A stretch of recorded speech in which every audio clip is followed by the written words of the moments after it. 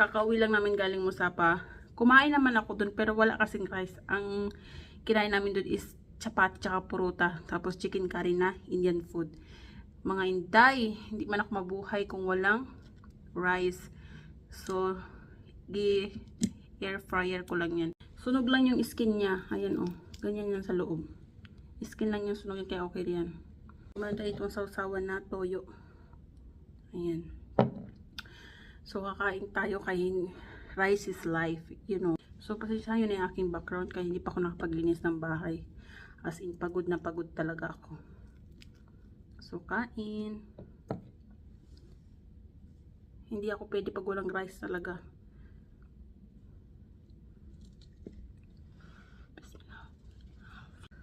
So, hindi talaga ako pwede pag walang rice. Kailangan talaga may rice ang inyong inahan.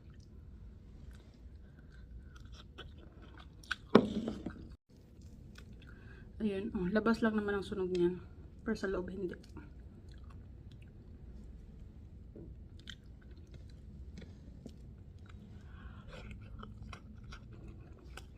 Nakakagutom, ayun. Doon kami nag-iftar sa Musapa kay nagbisita kami sa aking brother-in-law.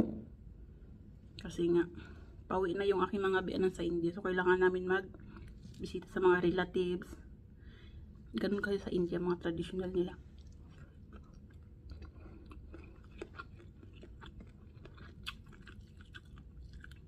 Kaalis na or basta pumunta ng somewhere, kailangan bumisita sa mga kamag-anak. Ewan ko, ganun sa kanila. Kailangan maglaan ng 3 araw. Buong araw na yun, lagi ka lang bibisita. So, uwi ka lang sa bahay pag matutulog. Ganun sa kanila. Tuwing uwi ako ng India, ganun.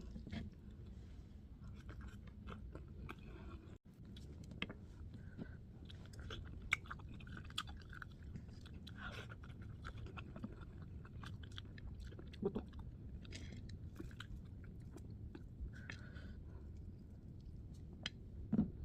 Siguro mga April uwi na yung aking mga biyanan.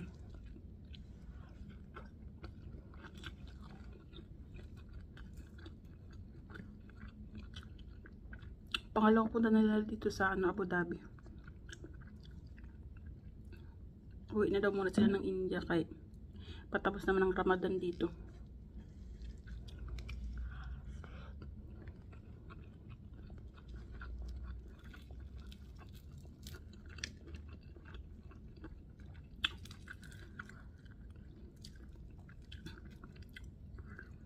Mag-stay sila ulit sa India ng mga ilang months tapos balik ulit dito.